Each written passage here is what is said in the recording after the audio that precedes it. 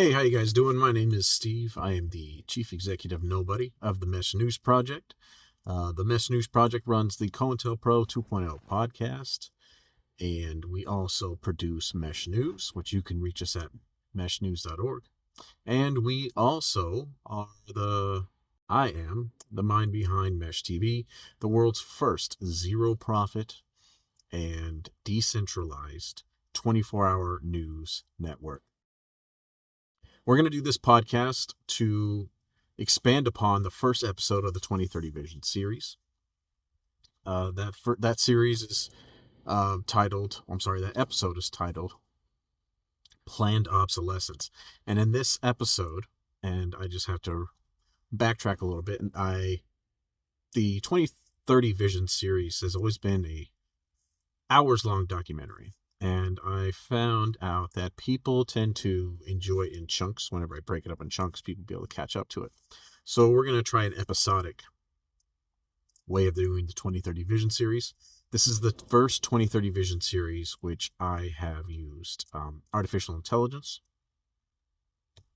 As many of you know, prior versions of 2030 Vision films were censored because if you know the backstory of the 2030 Vision movie series, I definitely recommend you go and understand there's a story behind these films that lays out lots of things about government corruption, etc. One of the ways that they kept my films and my content without essentially officially breaking the law was to voice print me if I uploaded clips with my face on them, etc., explaining things. They would tear down the clips. And it's like the same thing that you see on Google when you post a video about maybe like 9/11 or what have you. It visually already has made a model of that event with so much media that it can automatically flag the post with AI. It doesn't need a monitor. So when you get on a government shit list, that's how they can auto suppress you. So every time you upload clips, whether it be with your voice, with your face, trying to explain or leak information, what have you, the government has systems that will auto kick your content, auto flag it, etc., to censor you. It's known as soft censorship. This is censorship that many programs that many don't know exist. But anyhow, it's the first 2030 Vision series that was made with AI. And I tried something different. I know lots of different films implement some AI, but I like to put, as you notice from this film, a little tiny icon in the bottom that is reminiscent of the new icon people are using to represent AI, which is the 3 stars. It just became something that has become a standard. So whenever there is something made with AI, or to make it with AI, you'll notice that, on things like Canva, on many different AI video creation platforms, they have the 3 stars where it says create, or, when you hit the prompt button after you type it in, it'll have those 3 stars. And that's become sort of like an industry standard now to signify something is made by AI, or you're about to use AI, or you are using AI. And so I went ahead and used that little 3 stars as a flashing icon on the bottom to let you know there's audio that's being used that's AI, or there's video that's enhanced through AI. Now, all the narration, believe it or not, is my voice, but I synthesized it with AI. I took voice samples from Batman, The Dark Knight, every time Bruce Wayne was talking in the feature film. And then the main character for Peaky Blinders, I went ahead and he was also, the main character on the Oppenheimer movie. I think that's the same director. He was also the Scarecrow in the first one of the Batman films. But I used his voice from Peaky Blinders and when his dialogue, and then I had AI synthesize the two, and then by synthesizing the two, it created a brand new voice. And then what it was able to do is I could create audio. I can narrate my films, and then the AI would then translate my voice into this new mashup of Bruce Wayne from the Dark Knight series and Peaky Blinders, and created a new kind of narration voice. And um, that's what you're hearing. It is my voice, but it's AI enhanced. And so sometimes you'll be watching, what's going on. It shows there's AI enhanced. What am I looking for? Sometimes what you're hearing is actually AI or enhanced with AI. And I think that filmmaking now, I don't think I'll ever make another full-length feature film without AI in some way. It just dramatically expedites things. It brings the cost down on things. Video to video is amazing. I don't think enough people talk about video to video. Most people talk about, oh, hey, Sora, you can just type things in. It does something imaginary. But video to video is just, it's really going to be the future of filmmaking. I really think video to video is just as important. Just not a lot of people are talking about it. So this is going to be the first one, and I don't think I'll ever create another full-length film without implementing some kind of AI. It just dramatically enhances the quality. You can have ideas about things, and it won't take you forever. Like the portion in this episode where there's an anime explanation. That was all made by me. And believe it or not, I use video to video AI, where I would plot out the storyboard for this animation I wanted to do, and then I would go and find my favorite films that had these exact shots, and then I would put it into video to video AI, and it changed them into anime and turned into a whole new thing. You wouldn't even know, hey, this clip's from American Gangster, this clip's from Fight Club, this clip, you know what I'm saying? But because it did video to video, and the video to video AI was an anime transfer, it ended up making a really cool mini anime film inside of my movie to use as a visual explainer. Something that, as you know, with like Kill Bill, there's this great checkout during the middle of the movie where they're explaining, I think, Lucy Liu's backstory of her character, and it shifts over to like an anime film. And, that takes a significant amount of time. But I was able to do something. It was reminiscent, and that's what I was inspired by, believe it or not. I was like, hey, when I talk about this war game, what if I explain it using anime? Can I do that with AI? And sure enough, I tried different AIs, and became really familiar with a particular one, and then used my favorite scenes out of different movies, did video to video, turned it into an anime film, which looked consistent. And I even used some like archival footage of protests, etc. But that shift, and then doing them, and then butting them up against each other and putting them together in story mode, makes it look like a mini AI film, a mini anime film. Something I would never be able to do in a million years without this technology. Anyways, so I'm glad you enjoyed the film. We're getting a little bit of traction. I do still have some caveats holding me back from my films. Literally no platforms, including X, formerly known as Twitter, will allow me to promote my films. With X, it just says my bank is invalid. That's a way that they censor me, right? So they can't. I didn't make anything that I'm saying violates any kind of law or policy. They just say I'm ineligible for this. And then once I went through it and found out how I can make myself eligible, it just says, well, now we don't like your bank. I even changed banks, and then they didn't like the new bank. So that's the way they censor me there. On the other platforms like Facebook and Instagram, they just outright say, we can't post this. We're not going to let you post it. And then, I would go through the process of going through the process of reapproval or resubmitting for approval, and they would just say, no, we're not going to let you post this. So I have not been able to pay for exposure, which I think, levels the playing field to allow me to promote my films. So, we're getting a little bit of traction on different platforms, but it's slow going since I can't pay for exposure. I want to play on an equal playing field.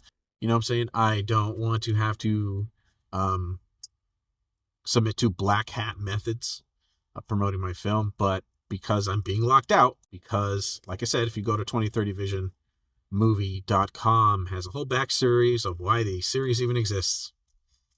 But anyways, let's go ahead and do a little breakdown. I want to do a further breakdown of what goes on in this film, because there's a bigger story to tell, but I figured if I made it longer than 45 minutes, people would lose interest. There'd be too much ground to cover. And so this podcast for this episode, this companion podcast, is for you who are looking to, well, that seems kind of crazy, but, I'm not convinced, or I want to hear more, etc. And why did, with this perspective, which, isn't anywhere else on the internet, these are, you know, these are angles I'm looking at these certain situations that nobody else is looking through. Generally, people tend to just take, the news at face value, and they use, previous models of deception. Their heuristics for deception aren't, I would say, beyond, maybe, the recent pandemic, or things like 9/11, the Iraq War, of the government lying, and then be like, oh, well, now we have models for that. But people also don't have a model for how governments and intelligence agencies and the Pentagon thinks long term to solidify the future of a nation. I don't know if you've ever been on a date with somebody, but you've ever heard of, hey, what's your 10-year plan, right? If you're dating a woman that's serious, and she's an adult, she's going to ask you, hey, what's your 10-year plan? What are your plans for life? What can I expect before I put down roots with you? And, even humans, even just us normies, we plan many years in advance what I'm trying to do with myself. Nations have 100-year plans. They have 10-year plans. They look back on previous things that happened, and they can use that as a model for human behavior. If certain conditions are recreated, etc., what that will do and result in triggering in a mass behavior dynamic sort of way their population doing.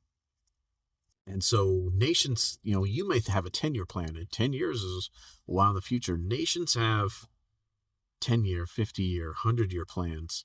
A lot of people know about the Project for a New American Century. A century is 100 years. So when you hear Project for a New American Century, which our previous films touch on, you understand that our government thinks many years ahead of time. They have a whole plan, and they have steps to get us there. And while we are just going through the motions and the news cycles happen to us, we sit there and think like, oh, these are things that are happening to us because it's just happening. It's current events. No.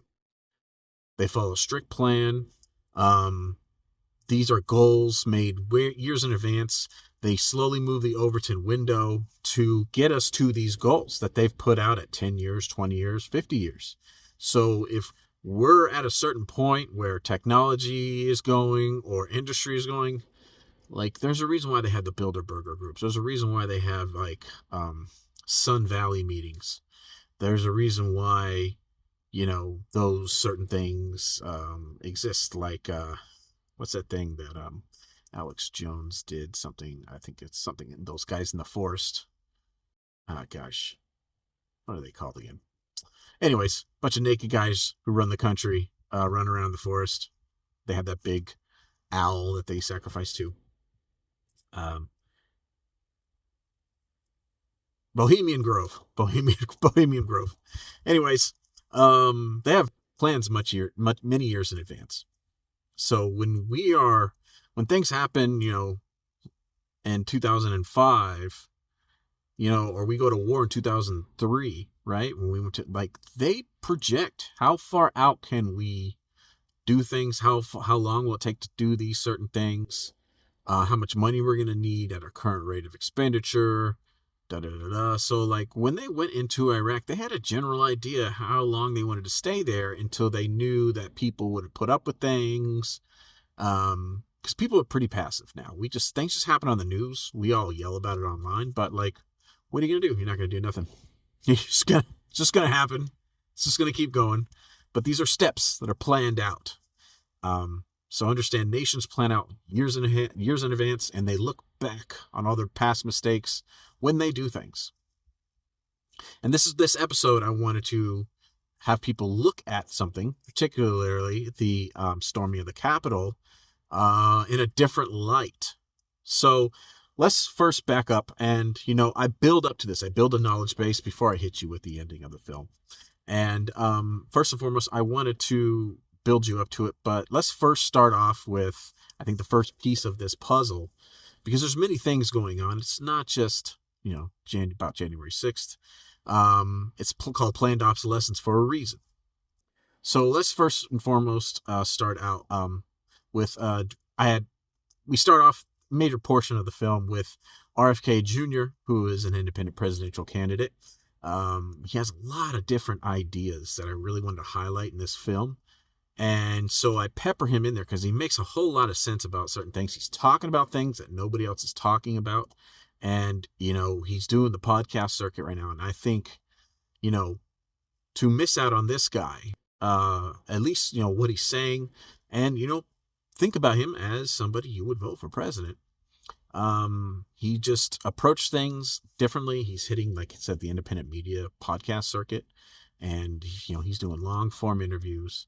But something that he did in the beginning that no other president was doing, etc., was he visited the border. And I want to go ahead and, let's touch on that, how when he did that. Let's go ahead, clip number 1. And we turn now to the border crisis. More presidential candidates voicing their opinions on how to fix it. Independent candidate for president Robert Kennedy Jr. will tour the southern border this afternoon, calling it unsustainable but fixable. RFK will be getting an up-close look at the efforts to stop illegal crossings. News Nation's Allie Bradley's live in Arizona. And Allie, you got a look at RFK's multi-day stop in the state as he tries to garner enough support to get now on the Arizona ballot. Yeah, you're exactly right here, Kelly. We have to be very quiet because they are right in the middle of the round table right now. We're not able to leave the room and come back in, so we're here in the back of the room. So we see from that clip that RFK Jr. went down to the border, and while many people, the other two candidates from the Uniparty are making these big promises and using the border for rhetoric, this guy's going down there. He's saying that the border is fixable. There's a problem down here, but it is fixable. And he went down there. I mean, this guy, he speaks Spanish. I mean, he goes down there. I don't, if you haven't checked out, his, micro documentary of showing him going down to the border, the guy speaks Spanish fluently. Something that he doesn't bring up. He's not trying to be like the great white Blanca Christ, like, Jeb Bush was trying to be.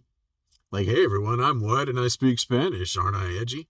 Like, it's just something he does. He doesn't, it's not a big deal, but he, goes down there. He talks to the people at the border centers that get captured by, Border Patrol. He talks to them about their problems. He tries to help them reconnect families. It's amazing. So, I mean, I definitely think somebody who's going to approach the border problem, definitely somebody who might, need to know the language to start with.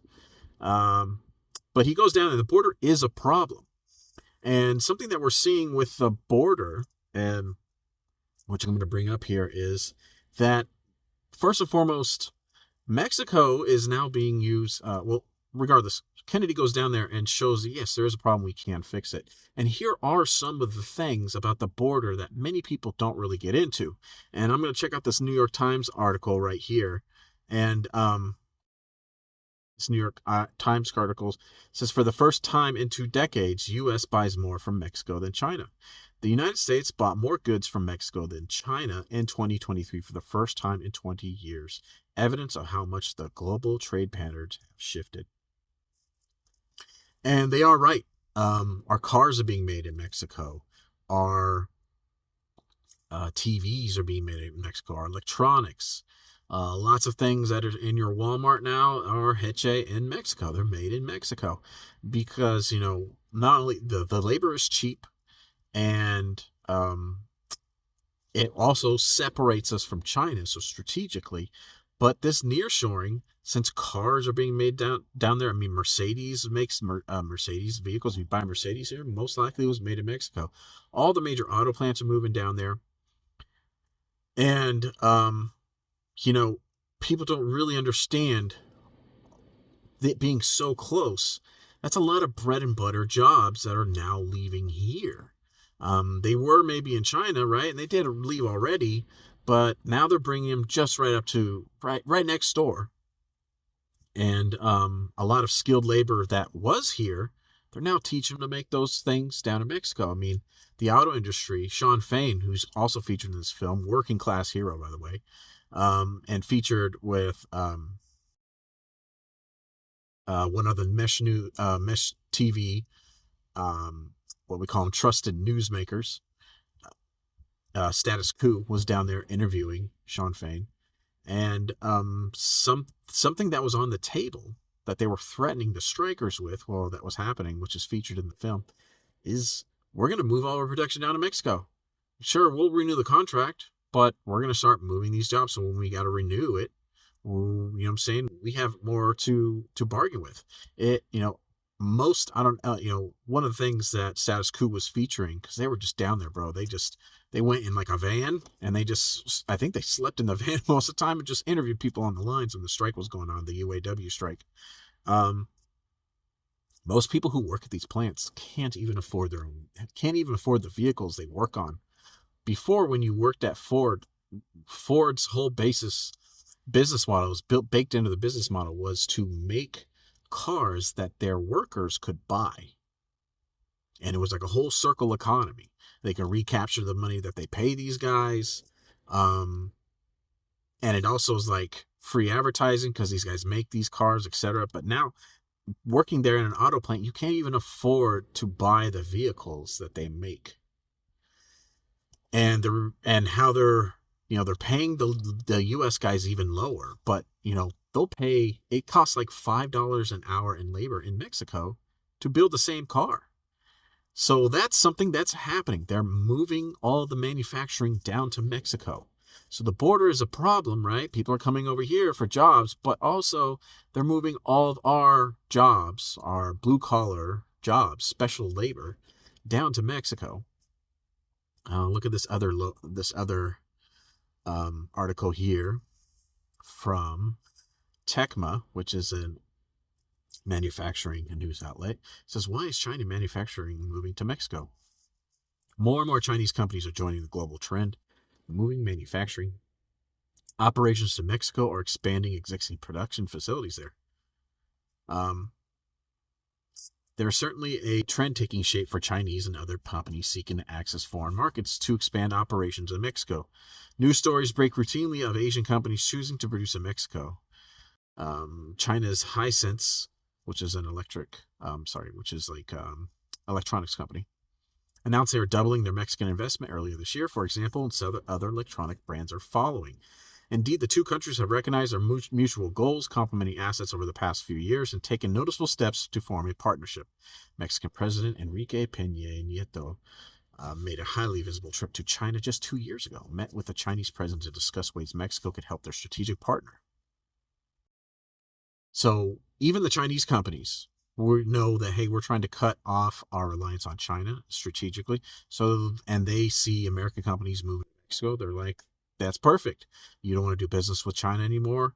We'll just move the factories there, and you'll still be, working on the teeth. But regardless, major companies are even understanding this is taking place. And so there's a major shift of our economy moving to Mexico. Here's another article from Supply Chain Brain, from nearshoring to Mexico in 2024, what to consider before you relocate. So now there are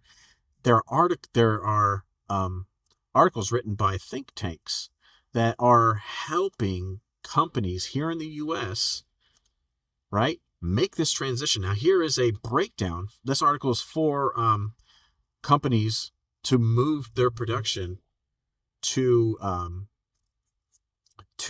Mexico, United States companies, and they give a step-by-step guide to do it. So major corporations are helping each other to move U.S. jobs down to Mexico, and they're making guides to do it, etc., to help other major companies move along. And it's crazy that these companies care more about their bottom dollar moving to Mexico than to keep the money here to keep our economy thriving. But they're even writing these guides helping U.S. companies move to Mexico. That's a big deal. That's a big deal that skilled labor here is moving down there. And the thing about skilled labor, moving on, is there's also a high transfer of skilled labor being done natively in the United States by migrant workers.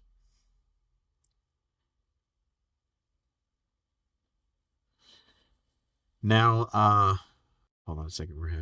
I run this whole news project off of one phone, by the way. So you're seeing me recording, what I'm doing on my screen, which I have plugged into to an external thing, and I'm also recording myself. So believe it or not, everything the Mesh News Project does is all made on a mobile phone. That means our films, everything. I create this entire news project, the website, everything from a phone in my pocket. And sometimes things get a little overheated. It's a little bit of a dated flagship, but believe it or not, how convenient is it? Because the news happens everywhere, and I've really learned to create content on the fly. Something most people need a workstation to do, or maybe a laptop. I just need the rectangle in my pocket. I can produce everything in a newsroom that CNN does, that MSNBC. I got lights right here, doing this stuff. So sometimes we have some issues.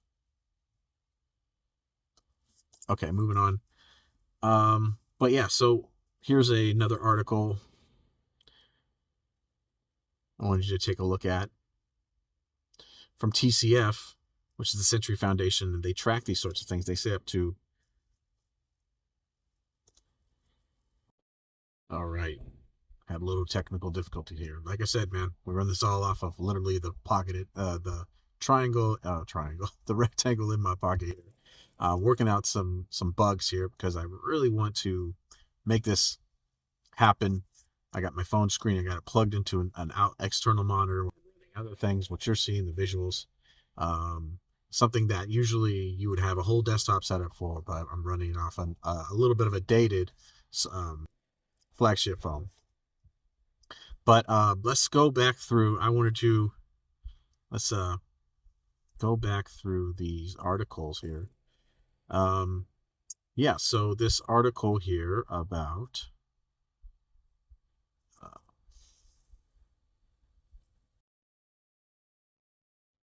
skilled labor, they're showing that up to 2.1 million construction workers that they know of, because I used to work a blue collar job, ways back when I was going in college. I did flooring and demo and stuff like that. Like almost every job site had migrant workers, and that was way back then, like every job site. So I think these numbers are very, very tapered back. But from the Century Foundation article here, we can see that up to 2.1 million that we know of, like I said, construction workers are paid off the books, etc. And this stuff wouldn't happen. The United States building, etc., wouldn't happen without undocumented labor. So those are more jobs that corporations understand. Hey, we can pay these guys less. If they get hurt on the job, we don't have to pay them health benefits. They can just use Medicaid. So, the taxpayers absorbing that. And there's, I would say, definitely considering the influx and how even 15 years ago, when I was doing construction, that, there are always migrants on the job, undocumented, etc. So these numbers are definitely curtailed back. You always need to add, double it, triple it sometimes in some cases with whenever we having organizations that worked side by side with the government to report numbers on things. So we have the United States losing skilled labor to more Mexican citizens, migrants, etc.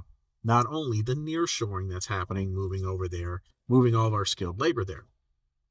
Don't worry, this is building up to something. It's coalesced along with our film. Here's something from the Global Construction Review. It shows California's construction is fueled by illegal workers. 1 in 6 California construction jobs industry is illegal. And like I said, these are numbers. It might be 1 in 3. It might be 1 in 5. But here's something from the Los Angeles think tank called Economic Roundtable. But substantial amount of our skilled labor jobs are being moved to pay people a lesser wage, people who like to fly under the radar. It saves companies money. A lot of people don't know, like, whatever your salary is, triple that. That's how much it costs your company to pay for you, because they got to pay for insurance. There's all sorts of other expenses with an employee. But a migrant worker, what you pay them is what you pay them. If they get hurt on the job, then they just have a Medicaid, which is basically paid for by the taxpayer to heal them up. It's significantly cheaper. And companies only care about their bottom line. They just do. That's just it. That's just how it works. But you need to understand, this is a reality, something that's not talked about more often. That's Global Construction Review. I think I have another article here from Business Now, and it says the construction industry needs undocumented workers. So why is there nothing to be done to help them? So here's an article written in 2003 by Business Now that, showing that it's harder to find construction workers who companies are willing to pay, skilled American workers. And there's so many undocumented labor that it's now becoming a personnel issue where now they're getting hurt on the job, etc. More of those things that I'm talking about that are being, jobs that are being taken away. Apologies for that driving by there.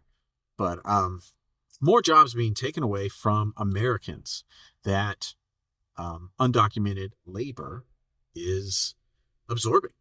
Significantly cheaper. You understand? These are parts of, when we hear Fox News or MSNBC go on and on. I apologize, that fan. I'm trying to keep the phone cool. It's overheating here. One thing that they're not talking about is the fact that many of these huge construction corporations that hire labor, they're the ones that are, killing American jobs. Instead, they want you to focus on the migrants. Like, look, these guys are here. Like, if I was told all I had to do was cross an imaginary line and get a better job, you know what I'm saying? And they're not going to do anything about it. And it's as safe as, like, in Mexico. Like, what do they have to protect workers in Mexico? You know what I'm saying? There's probably, there's a healthcare system, but it's nowhere near even our bottom dollar Medicaid one, which many of them rely on. So the same, giant corporations that pay money to these news corporations are affiliated or owned by BlackRock and Vanguard or have controlling stakes in them, they are fueling this, while they're also paying for the news to tell you it's the migrants that are doing this to you. It's an incredible mindfuck. But, that's also going on. It's such a big deal that so many of them getting hurt on the job and they have no protection. Now it's a personnel issue. So I wanted to illustrate those articles so you understand, there is definitely, there's definitely things that point to this much bigger problem being here. And I'm going to highlight that here in a second on why you should care about that. Here we got here. So I have a couple of these videos I want to show you where, now let's talk about American jobs that are being taken right now that migrants and Mexico isn't taking from the American taxpayer. And I know it's a lot of people have been talking about it, but I just wanted to go over it. And that is here, this automated AI restaurant opens in California, the CBS News. We're going to play this clip and then we'll talk about it here. Well, the robots have arrived, at least in Pasadena, California. That's where the world's first ever fully autonomous AI-powered restaurant has opened, complete with burger flipping bots. We sent CBS's Joy Benedict on a taste test. Flippy the chef makes Spud spectacular. This automated grill gives the meat its sizzle as this restaurant goes robotic. For this burger, it would take about 120 seconds. Cali Express by Flippy is the world's first AI-powered eatery. There's new technology outside the kitchen, too. A cheeseburger. Order kiosks use facial recognition to remember you, your favorite food, and how you like to pay. Then watch the robots work. No humans required. We can't get enough people to come out to work on fryers and grills, and they're dangerous jobs. And this automation helps solve a lot of those issues. 62% of restaurants report being understaffed. Industry experts say most of those unfilled jobs could be done by robots. And in California, where the minimum wage for most fast food workers will soon be $20 an hour, fewer workers equals cost savings. Dan Ives is with Wedbush Securities, a wealth management firm. Once the minimum wage went to 20, that's the bell going off. More and more focus on spending on AI. Because look, that's inflationary. That's the problem. You can't necessarily pass all that to the consumer. Flippy can cook 250 pounds of French fries an hour. The burger bot, 100 patties. These restaurants are very, very busy at peak times, and every second that gets added to somebody waiting in the drive-thru is a lost revenue opportunity for that restaurant. Is it costing people their jobs? That's not what we've seen. It's really here to help people. Humans at Cali Express will put the finishing touches on orders. For customers, the price of the meals are competitive.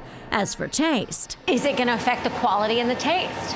I would say yes, in a good way, because now each burger is being cooked precisely the same way every time. time will tell whether AI takes over kitchens everywhere. That will be up to the public to chew on.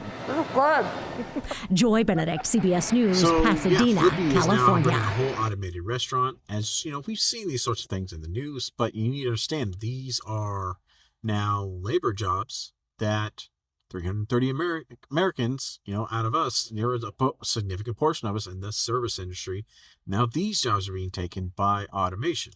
So not only are skilled worker jobs that we can rely on being done substantially now by nearshoring, moving production from the United States to nearshoring, but also a lot of the skilled labor jobs are being taken by migrant workers because they're cheaper. A lot of service industry jobs now, like this one, like fast food, is being taken over by robots. Now we just had that new law in California. I'm a California native San Diegan. I love San Diego. But now all the fast food workers here can make like $42,000 a year. You know what I'm saying? A high school dropout can make $42,000 a year making French fries. Of course, these people knew this legislation was coming through the pipeline ahead of time. You know what I'm saying? They get the heads up. So they start developing this stuff before these laws get passed. And as you noticed, before these kind of laws, like the $20 an hour fast food worker wage, all the food prices were going up because they're getting ready for this transition. So they have to prepare beforehand. They have to have things in their cash reserves. So they will price gouge the consumer ahead of time. Corporations, they aren't reactionary. They don't wait for things to happen and then be like, oh, how do we organize this? Like, they already have strategies in mind. They get well ahead of notice to prepare for this. So, God forbid the giant corporations don't get hurt. But because of that, yes, this is getting automated. I see a lot of people on social media getting upset at the fast food workers saying you're losing your jobs now. That's what you get for wanting $20 an hour to make French fries. It's not their problem. They're not your enemy. Okay. It's not on them. You need a living wage, and people have been paid significantly under what, inflation and cost of living, being price gouged. Cost of living, see, a lot of that word cost of living is beautiful. Wow, what a great marketing term. Being price gouged by corporations organizing together to collectively price gouge us pretty much is racketeering, price gouging schemes. Well, food prices, gas prices, housing prices, they're just, right? And, they're not, people getting, the people didn't demand this. What happens is the government or, policymakers, etc., what they do is they make the people think this is what they want. And then they pit people against each other, making us, it's all like a status game. It's all like trying to dunk on other normies. In reality, it's, actually, our corrupt taxpayer-funded government pitting us against each other. So, I mean, I recommend don't. It's not ha-ha. It's not a dunk on people in the fast food industry. Those people are humans just like you. They work a job, they have bills to pay, and they have unfortunate circumstances, but 100% this is being pushed by the corporations. Automation is, they're like, wait, I'm saying, wait, we can make robots that can replace these guys? Oh, great. But how do we make sure they're not mad at us? How do we make sure that the people aren't mad at us for wanting to replace them? Let's start, doing meme factories, etc., making fun of people. Let's have influencers being like, if that's what you get for wanting $20 an hour, now you're getting replaced. No. That's all on purpose. It's all on purpose. They were going to be replaced by robots, but they can't, if they don't want people to revolt and be mad at these corporations, right? McDonald's doesn't want you to be mad at them for replacing workers. They want to have an excuse to do this. They want to be like, oh my gosh, it went up. I'm sorry, this is just, we're running a business. I bet later on down the road, they're going to feature like franchisees owners like, I didn't want to have to replace my employees. But like, no, it's the big corporations, and they're trying to shift the blame to the fast food workers. And those people are humans, just like you and me. But that's ultimately what's happening. And, it seems like something people talk about in passing, but like, think about how COVID happened. It happened one little step at a time. And then all of a sudden, three years later, we're just like, what happened to our nation? We just printed $10 trillion. We can't go outside. Saying people are getting ticketed, and my kids are failing school and now they're dumber. Like, people are all getting furloughed. Like, it happens gradually. And while you're being distracted, trying to be like, this is what happens. You wanted all this money. Like, they just wanted to be able to pay their bills. Corporations were going to go that way anyway. They just needed to make it look like when they do make this transition to automating many, many jobs, that, they had no choice. It was the cost of things. This is just a result. It's an alternate narrative that basically what they do is they give you all the pieces, and the pieces only fit together that way. And so if you put it together yourself, you feel like it's your idea. Like, no. If I say, red fruit laptop, oh, you're going to think Apple computers, but that wasn't your own idea. I put those pieces out for you. So lots of people will be, making this conclusion that, well, the robots are happening because these greedy ass fast food workers. No. That's not what happened. They gave you the pieces for that narrative. And so you put it together yourself. So you think, I'm so smart. I get how things work. That's not how things work. They were going to do this anyway. But this is an unfortunate side effect of these things. Here's this restaurant here in McDonald's that's all automated. It's all automated. It's crazy. Let me go to this. I'm going to scrub this video. I don't want to.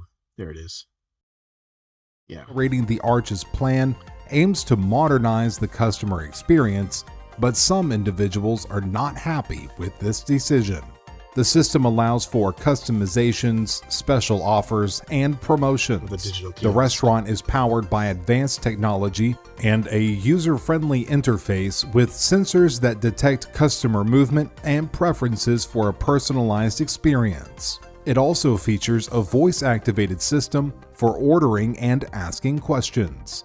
In addition, the fully automated McDonald's restaurant has a built-in kitchen that utilizes robotics and automation to prepare meals quickly and efficiently, delivering fresh and high-quality food in a timely fashion. This concept is a revolution in the fast food industry, providing a more efficient and convenient ordering experience while ensuring the best quality food for customers. doing the fly through of the restaurant. But I mean, we've seen this, but I wanted to touch on this because we're building on a knowledge base here with this companion podcast. Here is also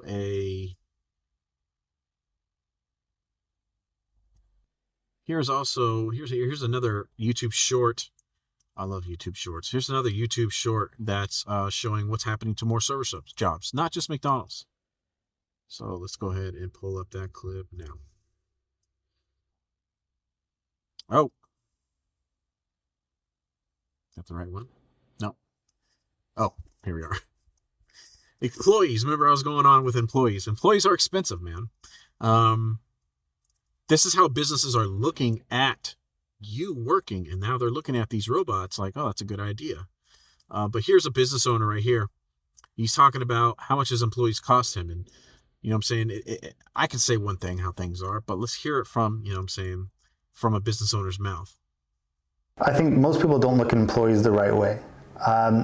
I think every employee should be responsible for at least 3xing their salary. If you pay them $50,000 a year, they should be bringing in $150,000 worth of revenue to your business. Now, before I say that, you're going to tell me, how can an assistant bring in business? Number one is, everyone on my team is a salesperson. Anyone comes to me for a raise, I ask why. First of all, like, maybe they deserve it, but you want to make more money? Super easy. I'll pay you the same commission I'd pay any salesperson. Go out, tell people that you're working at Jport Media. Tell them, like, Jason has an amazing coaching program. You meet with people, you're networking. Go on about him. Listen, go on about how to 3x your salary. But that's basically, how employers look at you. Here's another breakdown I have right here on how exactly an employer looks at you. Here's another short about how much an employee actually costs, so you understand this.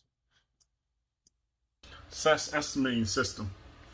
Say you pay somebody $35 an hour. So this guy's got a spreadsheet, right? How much it costs labor burden for an employee. We're going to put at 18%, right? Overhead, we're going to put at 10%. Profit, we're going to put at 10%. So that person gets paid $35 an hour, taxable base wage, and out the door, I'm going to charge you $49.97 for this person, with a profit at 10%, overhead at 10%, and a labor burden at 18%. That's what I'm going to charge to everyone that wants to see that person every day.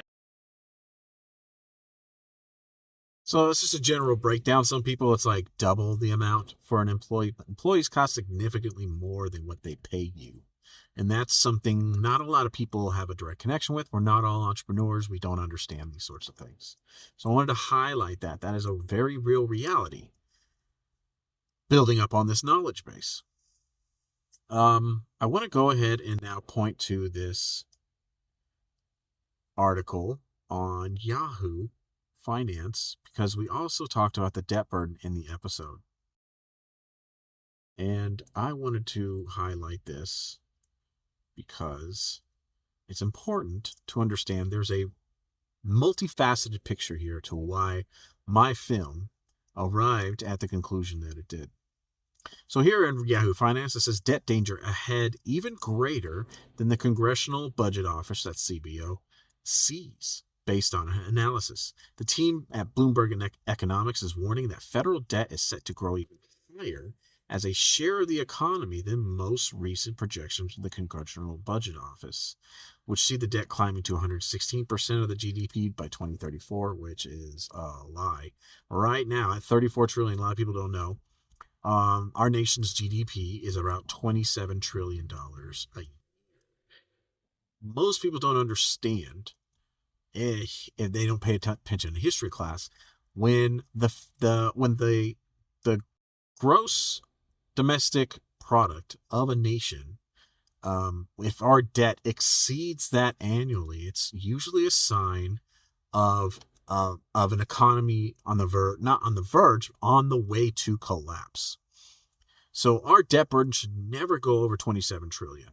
I mean, even if we joined the countries of Canada and Mexico, right? Let's say we made like the North American Union. We made it a new nation, right? It would still only be like $31 trillion. it wouldn't even cover what we have now. Let's say if the government thought of some plan, some funky plan to try to get us out of this debt burden, they couldn't even join North America financially to refinance our debt to the Fed, right? By some sort of new joint economic blah, blah, blah. You know what I'm saying? To refinance it. We couldn't even do it if we combined Canada's and Mexico to make like the North American Union. So, I mean, and I believe Bloomberg just released a story where they said they did nearly like 1 million different scenarios where the United States debt problem, which is currently at the filming of this podcast at 34 trillion, in almost every scenario, unless we make some dramatic financial alterations, which I do not see with the current GOP and Democratic ruling parties, you know, not to mention the Independent Party, which I think, for the way we're looking, is probably the way to go, man, to solve this problem.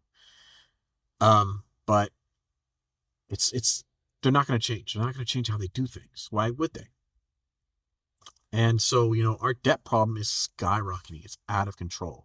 So now we have an economy, you know what I'm saying, that is on its way down. There's nothing you can do about it. In fact, even Jerome Powell, 5 years ago, Jerome Powell said this. Let me go to this clip right here, where Jerome Powell says this very thing 5 years ago.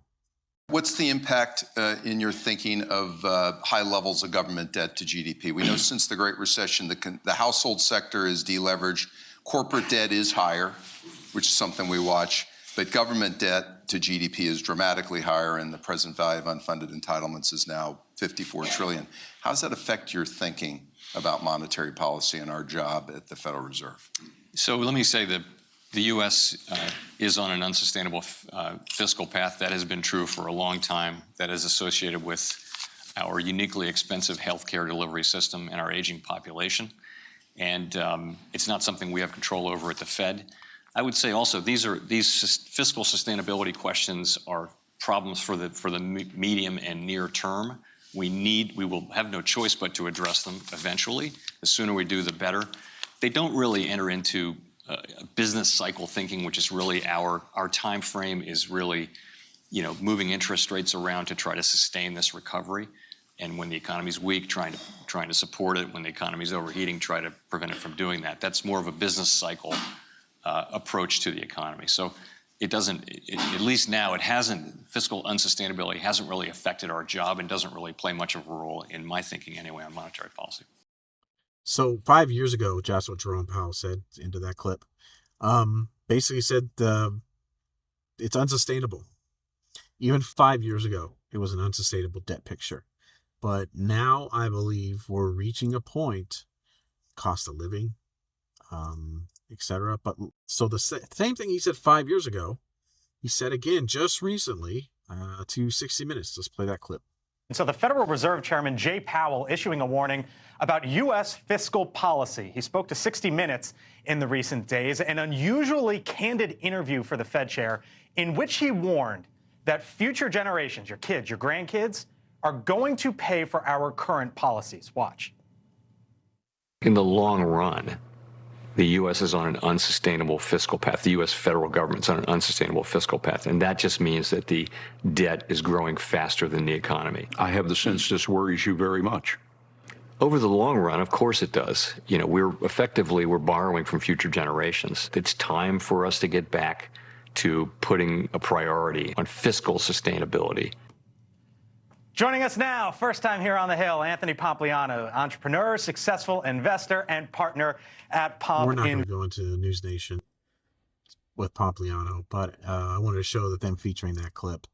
But he's even saying that now, like, we need to get back to things. This is the guy, this is the head of the Fed. These are the people who lend us money. They're not a government institution. A lot of people think Federal Reserve is a government institution. They're a corporation. They're a business that loans us money. What? Anyways, they're saying it's unsustainable. Their whole business is lending us money. And even now, you know what I'm saying? It's like a bartender saying, like, no, man, you're cut off. You're cut off. You know what I'm saying? Like, we can't do this. So, I mean, our debt is unsustainable.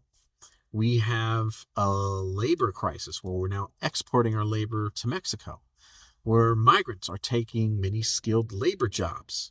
The service industry, where many people who didn't expand on their education or are in an unfortunate situation, that was the job. At least they could pay their bills. Do you know what I'm saying? At least they could pay taxes and help, contribute to, our country here, etc. Those are being taken away by design too. You want to blame, fast food workers, like, fat. No, that was by design. And we have this unsustainable debt, on top of cost of living.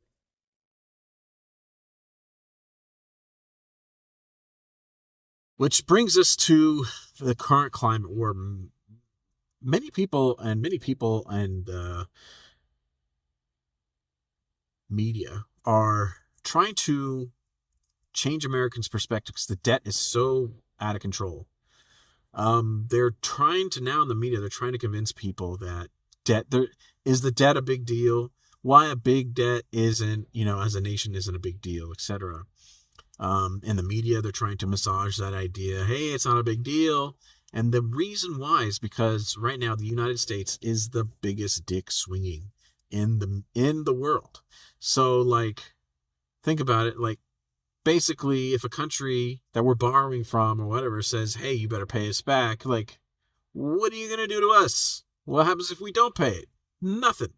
You know what I'm saying? Why don't we just invade you? Do you know what I'm saying?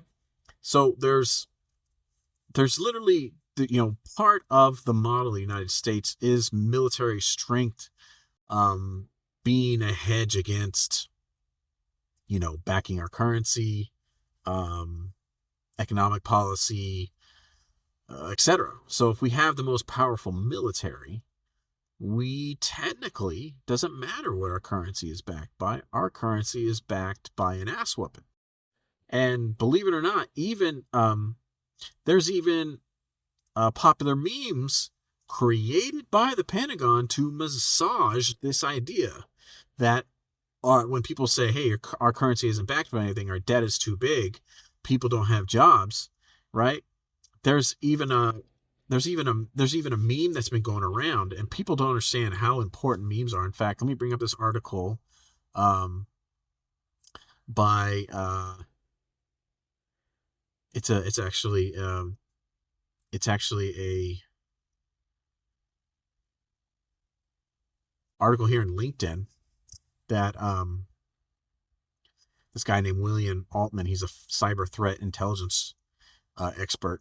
He describes here in this article, a lot of people don't know, many of your favorite meme pages. A lot of people talk about like Russia controlling the algorithm, etc. A lot of people don't understand, like, a lot of your favorite meme pages are, in fact, we're looking at this article right now here on LinkedIn, are in fact controlled by the intelligentsia.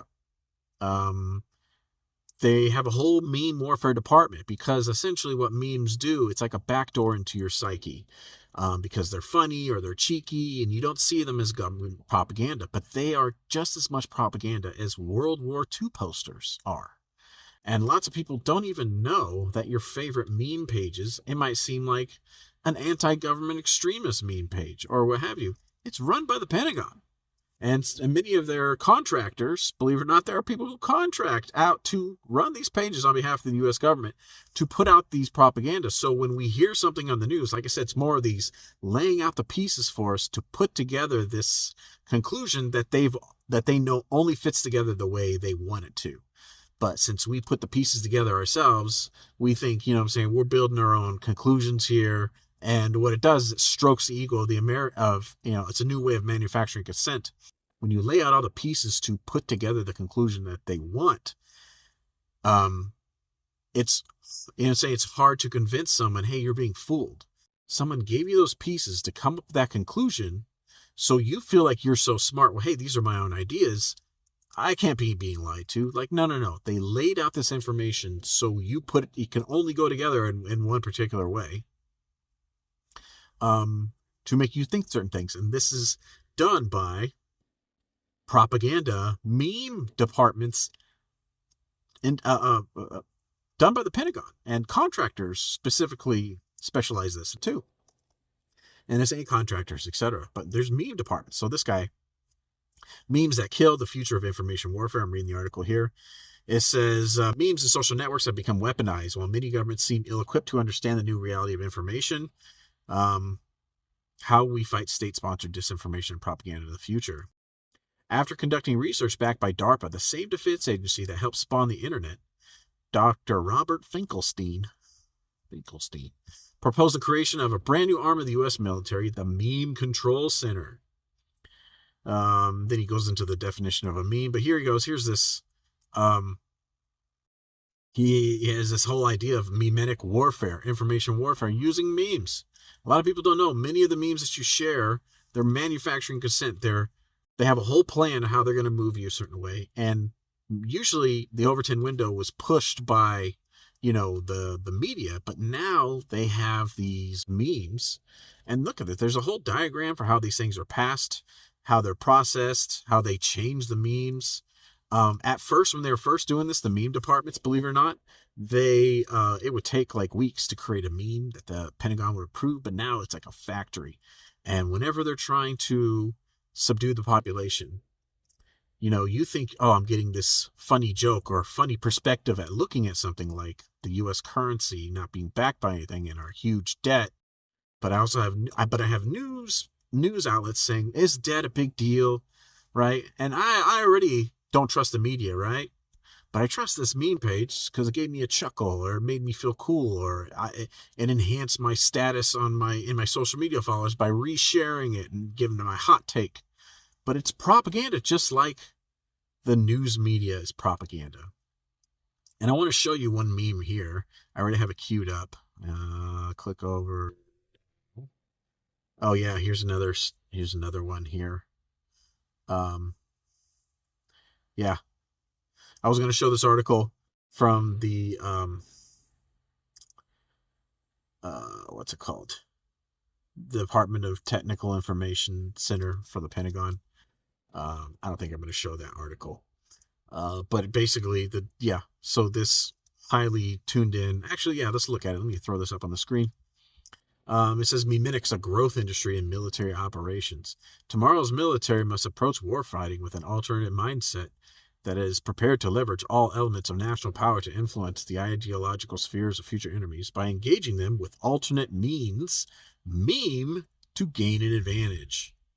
And it just goes into, here I'll scroll down, this is psychological operations, psyops, and strategic communication provide an existing construct for memes and the study of memes, memetics, to grow and mature into an accepted doctrine and discipline. So they're literally admitting that, yes, we use memes for psyops. So your favorite meme page might be an outlet for psyop materials, memes, because the Pentagon has gotten so good at using it for propaganda that now that your favorite meme page could be run by the U.S. government. It can be run by the U.S. government. And here you think, oh, these are my own ideas, or this is my funny meme page. And yeah, I think that way. And they have meme pages for every personality type. They got it for hippies. They've got it for, Karens. They got Facebook memes for your mom that your mom thinks are cool on Facebook. They got memes that you think are edgy on Reddit and Twitter, X. It's all a psyop, most of them. And they're using memes. And the reason why I want to bring this up is so I'm not talking out of my behind, but here it is, this meme here I have queued up here that was circulating on X. And it says here, I throw it up the screen just now, it says, the US dollar is backed by nothing, in quotes, kind of like what other people are saying. And then it says, me, are you sure? And then it has this video. We play it.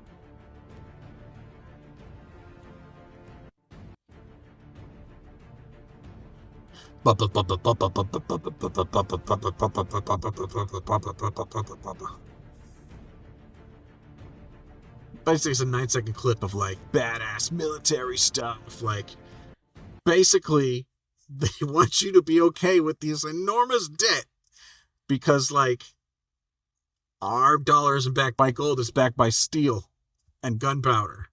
Our dollar is backed by we'll kick your ass if you say it's not worth anything. So it's just make believe, and if you say that we're broke, we'll kick your ass.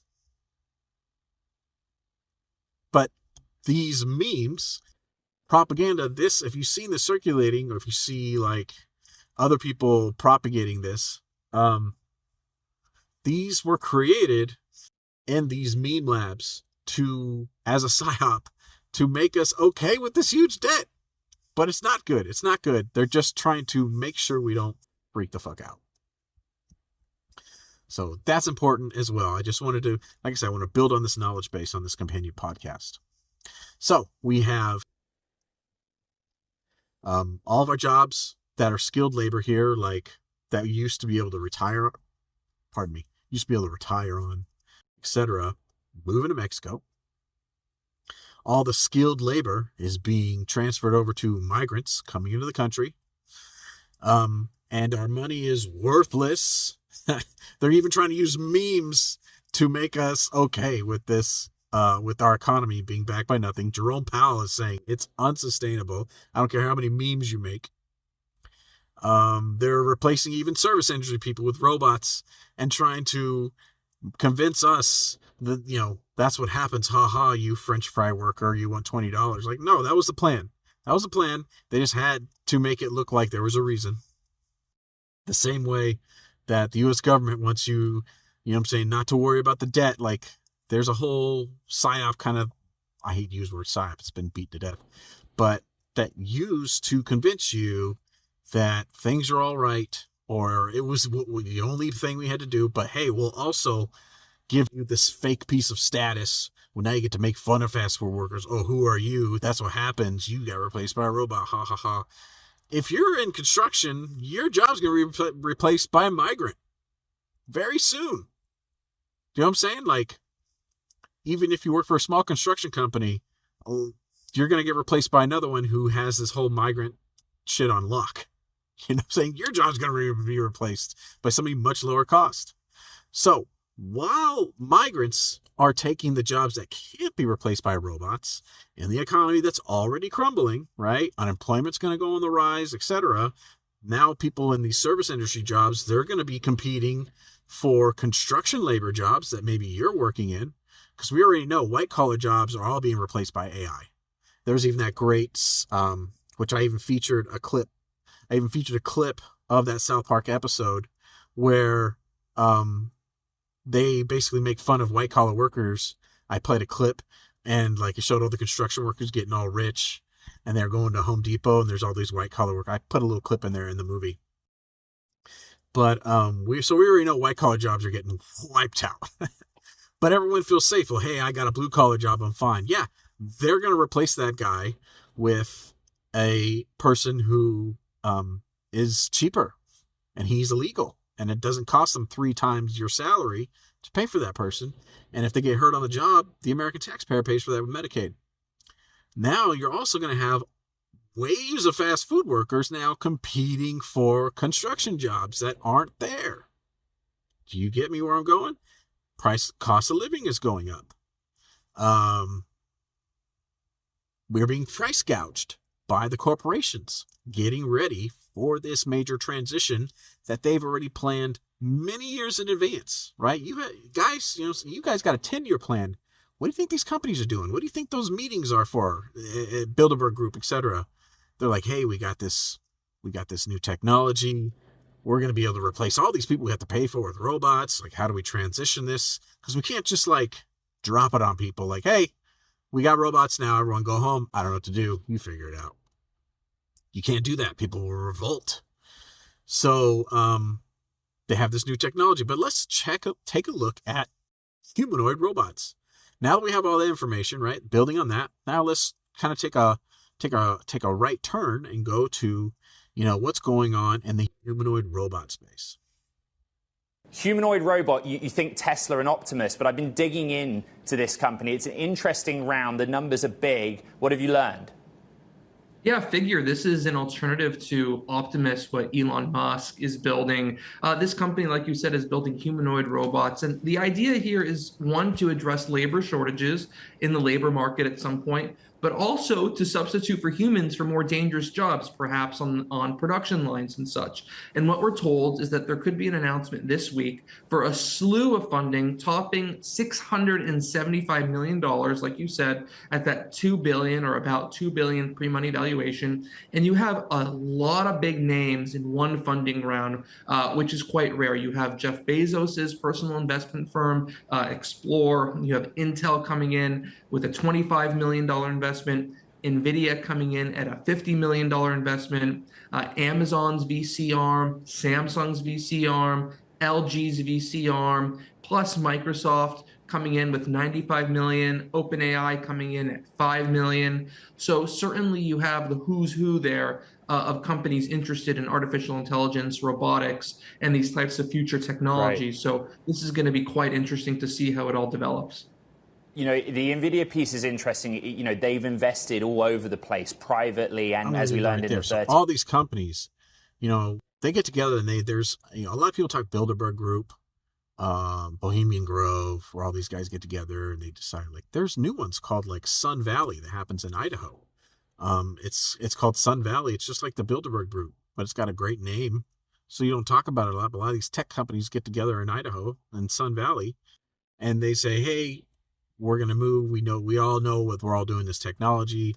We're going to move the model to this, etc. They made these plans well in advance. That's what those meetings are for. If you want to know what's happening in those Bilderberg Group meetings or those Sun Valley meetings or what have you, every year when they have them, everything that happens the next 12 months after that, and you see like, oh, we're getting all these new things going on in the economy. Oh my gosh, we got this new market sector. Like, those are the things they're talking about.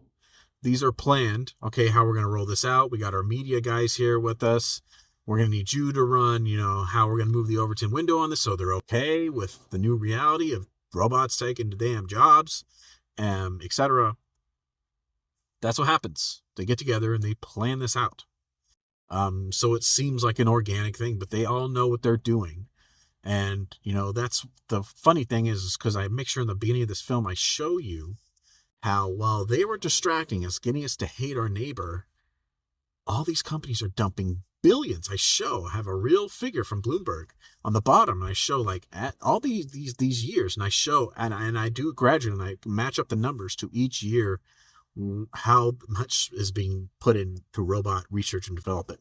Billions, hundreds of billions. That's a lot of money, man. Do you know how much $1 billion? What about hundreds of billions? So while we're being distracted and with all these stupid protests and splitting the country together, these are oligarchy for our neo-feudalistic government.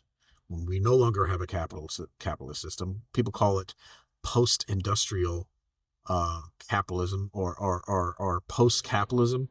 That's just a fancy word for not capitalism. Just like imitation crab is a fancy word for not crab at all. So whenever you hear the word post-modern capitalism or late-stage capitalism, they're basically saying not capitalism. It just has the word capitalism, like imitation crab has the word crab in it, and they dye it the color of crab. There's no crab in it. Whenever you see late-stage capitalism, they're letting you know it's no longer capitalism. What our new system is something called neo-feudalism. Real talk. Capitalism is over. It is now neo-feudalism. And that's why they get together and they make sure, you know, this whole wealth gap that's been building with all these financial crashes, has been widening that gap. So we get to the point where we can't even reach these guys. We can't compete with them. They set the pace for us, the bugs. But that clip right here, all these companies are investing. This was already pre-planned. Let me go to the next clip of what Figure AI is working on. Just look at how advanced these robots are.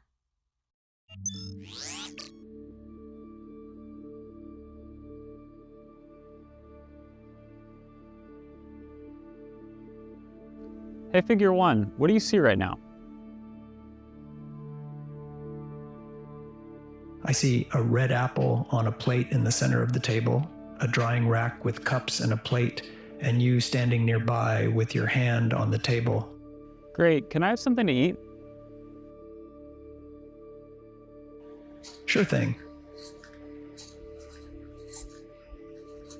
Look at the articulation. Great. Can you explain why you did what you just did while you pick up this trash? On it. So I gave you the apple because it's the only edible item I could provide you with from the table.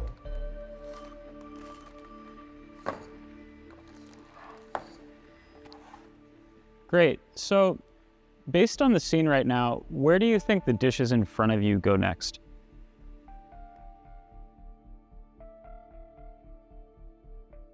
The dishes on the table, like that plate and cup, are likely to go into the drying rack next. Great. Can you put them there? Of course. Puts a cup away.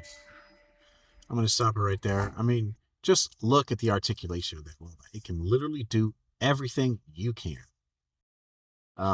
And this is where it's at. And it just didn't arrive there. They have this stuff in development. You know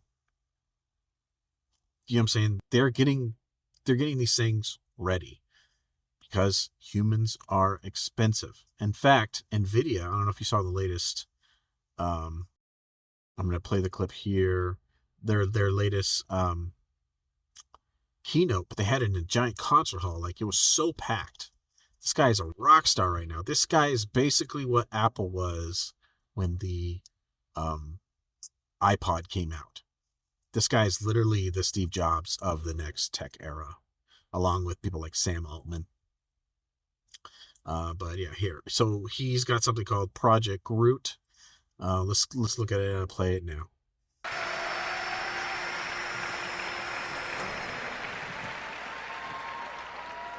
Look at all those humanoids. About the same size.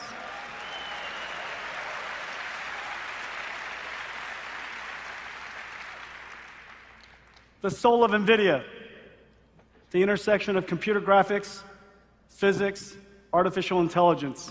It all came to bear at this moment. The name of that project, General Robotics 003. I know, super good. Super good. Well, I think we have some special guests. Do we?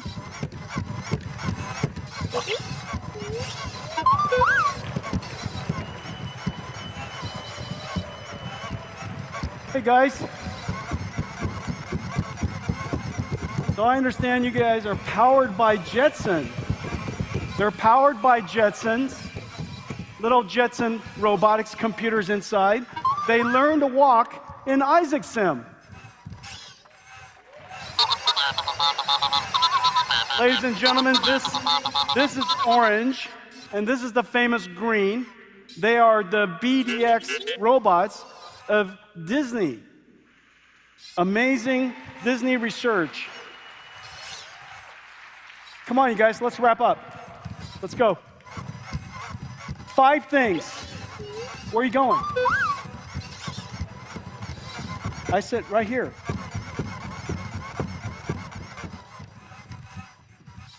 Don't be afraid. Come here, Green. Hurry up. What are you saying? No, it's not time to eat. It's not time to eat. I'll give you a snack in a moment. Let me finish up real quick. Come on, Green, hurry up.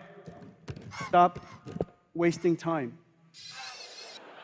5 things. 5 things. First, a new industrial revolution. Every data center should be accelerated. $1 trillion worth of installed data centers will become modernized over the next several years. Second, because of the computational capability we brought to bear, a new way of doing software has emerged. Generative AI, which is going to create new infrastructure dedicated to doing one thing and one thing only. Not for multi-user data centers, but AI generators. These AI generation will create incredibly valuable software. A new industrial revolution. Second, the computer of this revolution, the computer of this generation, generative AI, trillion parameters, Blackwell, insane amounts of computing. Third, I'm trying to concentrate. Good job. So he's got this new thing called Groot. Before it was called Eureka AI, and I featured in the film. They changed the name of it really quick, but that's how these robots are going to learn. I go over it in the film, how basically these robots are going to get in a simulation, and in 2 days, they can do 10,000 years of, basically research. 10,000 years of robotics research to model our world. And on each task, on maybe using a hammer, using a screw, doing a pipe, filling a hole, digging a hole, getting into a vehicle and flying it or what have you. Like, each one of these skills are going to be programmed on and learned, something that would take years and years and years to perfect. As I show where, the Pentagon used to have its old robot test contest. Well, now there's this new thing. They changed the name to Groot. It used to be called Eureka AI. And I show that in this simulation, it can learn to do things that would take years for a robotics team to figure out, and just figure it out in 2 days. And then they'll move on to the next thing they want to teach it. I want to teach you how to wash dishes. Okay, let's put it in there for three days. Oh my gosh, I just spent 10,000 years figuring out every which way I could to wash dishes, and now I have the most optimized way. And it requires no programming, etc. And these humanoid robots are what's going to be used for skilled labor. Let's look at one more. Let's look at another robot that's out there, this Animal. Playing the clip now.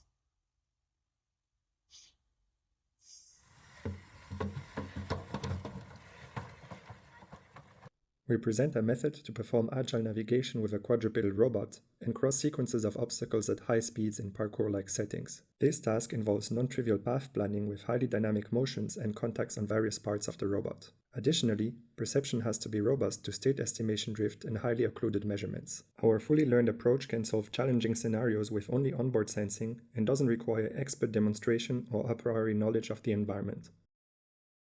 Based on state-of-the-art methods for mapping, planning, and locomotion, the robot is trained to reach a randomized target location within a short amount of time. We split the pipeline into three. Actually, not going to go into because you already saw in the film what the environment looks like. But now, because they've trained, especially that Animal robot, like, you look at that. I mean, the thing knows how to duck under things. You don't have to program it. You just set a waypoint, and it knows it's learned in these simulations. These are way more advanced than Boston Dynamics Robot Dog.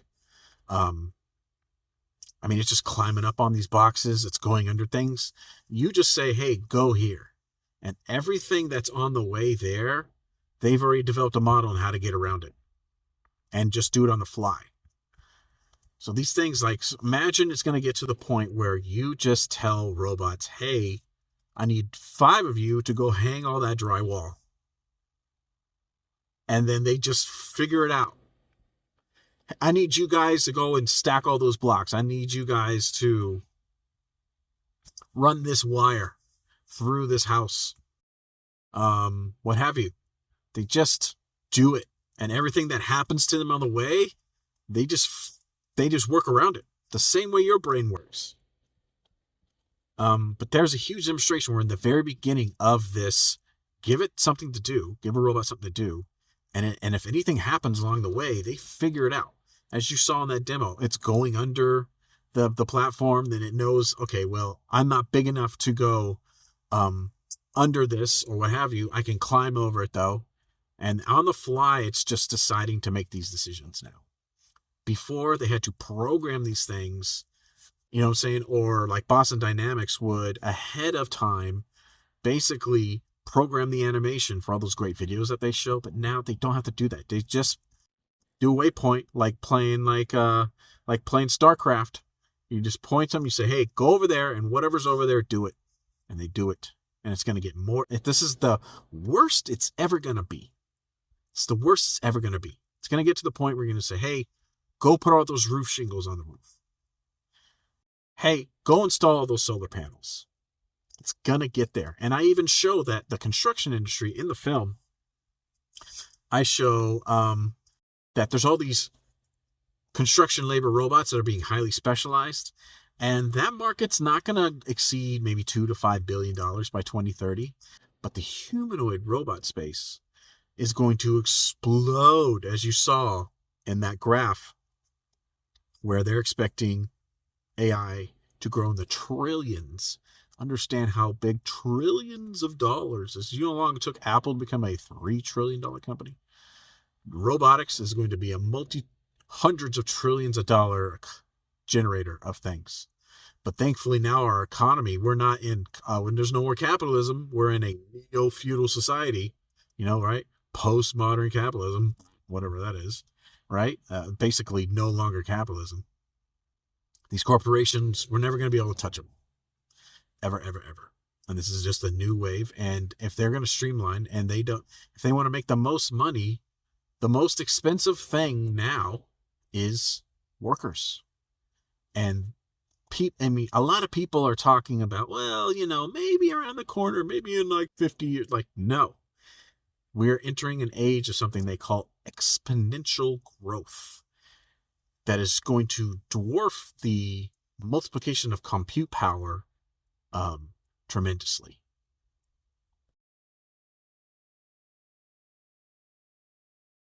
But let's move on here. I want to show you something else besides Animal. So you understand it's getting to the point where you just say, hey, go do something. And if everything that happens on the way, it just figures it out. You don't need to do anything. Imagine worker robots doing that. It's coming a lot sooner than you think. Here's another video of Boston Dynamics now using this. Boston Dynamics, you all know that before it was pre-programmed. Now look at this.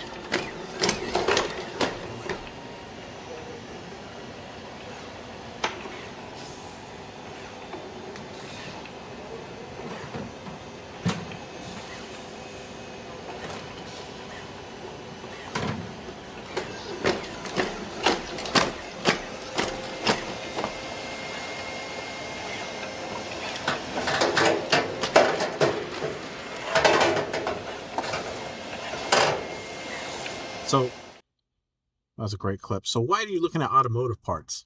Well, right now, a lot of people don't know that basically Elon Musk, I'm going to bring up this, so look how he's moving automotive parts. Keep that in mind, automotive parts. Let's look at what China's doing in one of their car factories with their humanoid robots, NIO. NIO, at the vanguard of automotive innovation, is embarking on a groundbreaking endeavor by integrating humanoid robots into its assembly line, poised to elevate automation standards to unprecedented heights. Collaborating with Hong Kong-listed humanoid robot manufacturer UB Robotics, NIO recently unveiled a riveting glimpse into the future of automotive production through a captivating video shared on Weibo. In this remarkable display of technological prowess, UB's Walker S robot, a marvel of engineering ingenuity, takes center stage on the assembly line of a NIO factory, marking a significant milestone in the realm of new energy vehicle (NEV) manufacturing. Harnessing its cutting-edge capabilities, the Walker S seamlessly executes a myriad of tasks, ranging from quality inspections of door locks, seat belts, and headlight covers to the meticulous application of vehicle logos, all facilitated by its real-time image capture and transmission functionalities. This groundbreaking collaboration underscores UB's unwavering commitment to pioneering advancements in humanoid robotics, as articulated by Tan Min, Ubteca's chief brand officer. Stressing the pivotal role of humanoid robots. There, right after the logo, he puts the logo on the vehicle. So this is coming. You know how they're moving the jobs down to Mexico to build the cars, and they're taking American jobs. They're already planning. Like I said, they think way ahead in the future. They're already planning ahead of time to take those cheap labor jobs in Mexico away from the Mexicans doing the jobs that they don't want to pay us to do. They're already working on their replacements. Because what's cheaper than $5 an hour? Right? If you buy the robot, you just own it. What's cheaper than $5 an hour? $0 an hour. You understand? Or whatever the operation cost is. That's something that's coming very soon. So basically they're building this bridge. They're transitioning over to robotics, humanoid robotics and they have this miracle software powered by AI that is able to learn things that would take 10,000. They can do 10,000 years of simulation testing to perfect something in 3 days. And they just learn every single little facet of doing the job. And then you can string those actions together, just like with the Animal robot. So like if you tell a bunch of robots, maybe in the near future, hey, go hang all the drywall in that house. And then they just go and do it. But they done 10,000 years in how to work a hammer. They've done 10,000 years on how to, hang the sheets on the frames. They've done 10,000 years on, putting the tape between the sheetrock, etc. Each one of those little facets of the job, how to hold the nails, how to set up the hammer, blah, blah, blah, right? So it's going to get to the point just like with the Animal robot, where you just say, hey, go and do that. And then the construction worker, the owner, the contractor, who now owns 10 humanoid robots, just make sure they don't fall down and make sure they stay charged. And now you've eliminated even the migrant workers who were cheaper than American workers jobs. And that's coming. And they're already doing this. And believe it or not, as I'm talking about construction, check this out, what's happening in the construction industry. And this is going to be happening between now and 2030. That's why it is the series. It's things that are coming by 2030. This is what our reality is going to be, etc. And part of the industry is where this is going. If they're going to automate construction and they're starting to do it already with humanoid robots, they're already doing it, right? They're already teaching them how to do skilled labor in a controlled environment, right? Because what's a better controlled environment than an assembly line? They're doing the same thing over and over, but they're getting all the kinks out, how to move fast, how to move around things, how to detect objects, because things move fast just as fast in a production line as they do on the construction site. So basically they're going to use this controlled environment to perfect the speed, perfect the accuracy, perfect hand-eye coordination of doing things. And they're also changing how houses are being made. So check this out. I mean, we've all seen the 3D printed houses, but let's put some pieces together. Playing now.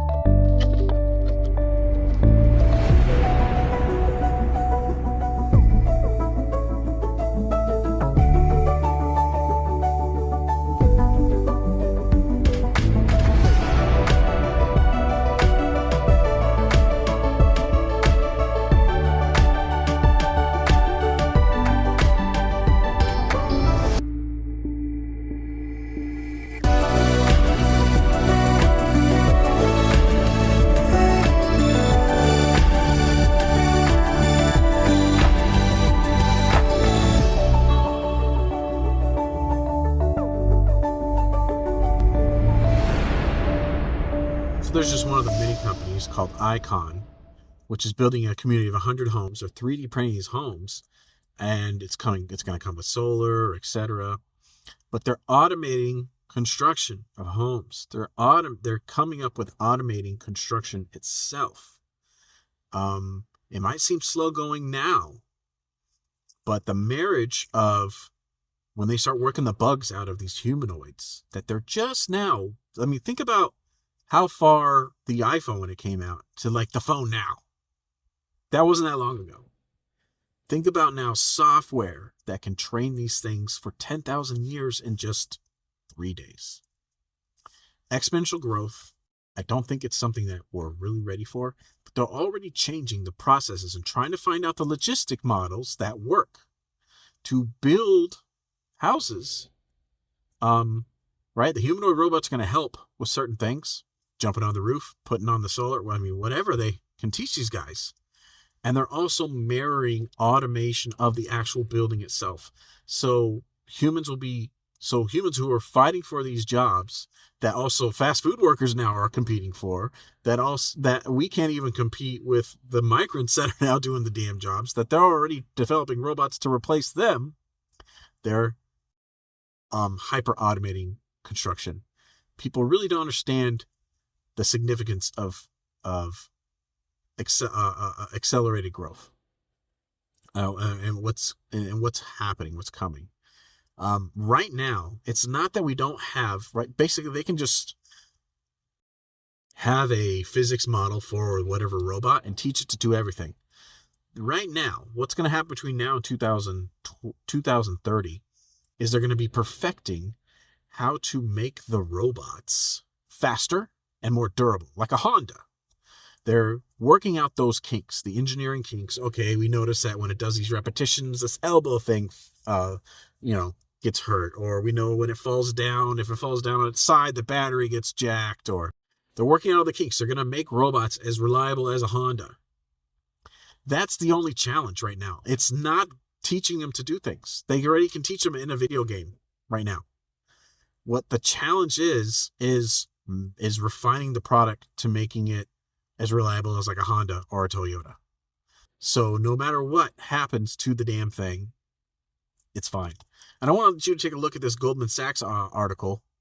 When I came across this when I was doing research for my film, I was like, this is the direction they're going. And it put me, thinking in another direction about like, well, if this is happening, this is coming, people are going to be pissed off.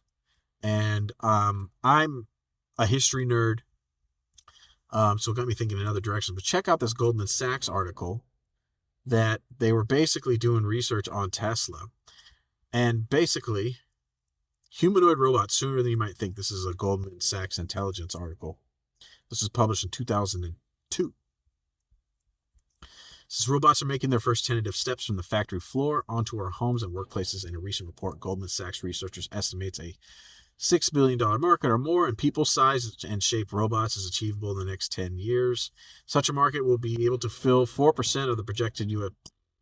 Come on now. This was highly conservative, I think. There's already a majority of manufacturing jobs are now being done by robots.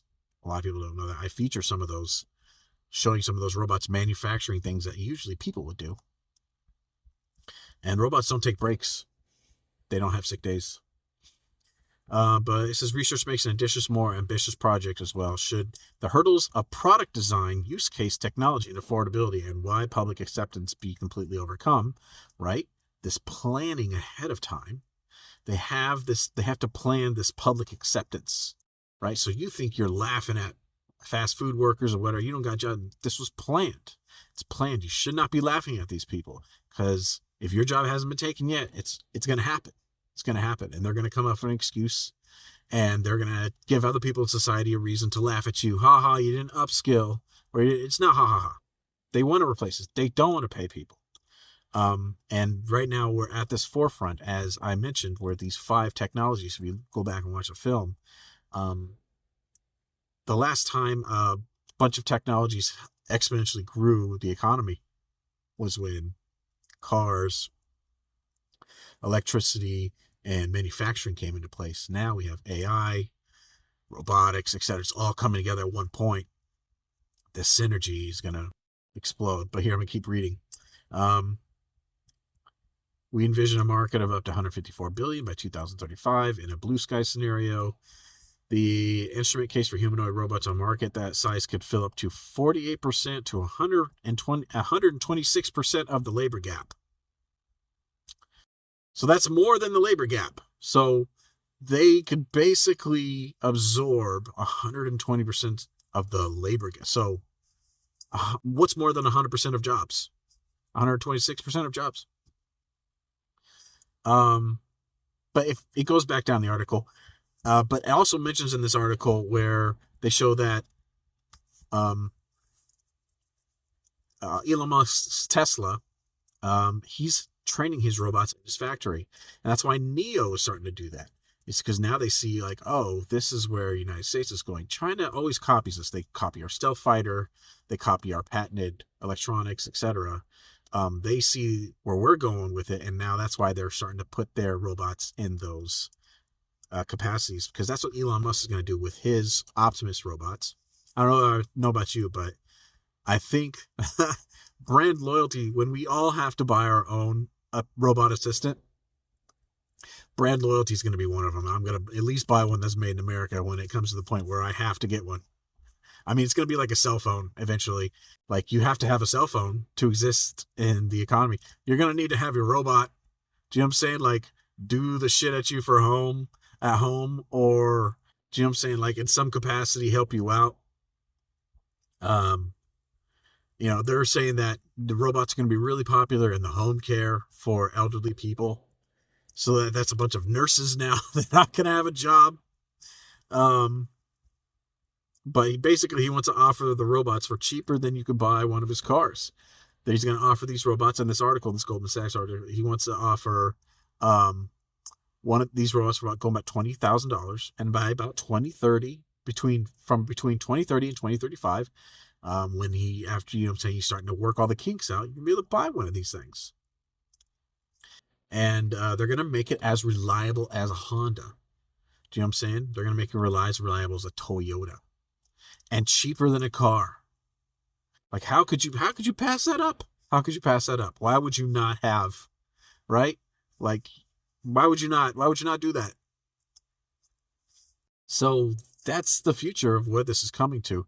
But this is a Goldman Sachs article saying this is where it's going to.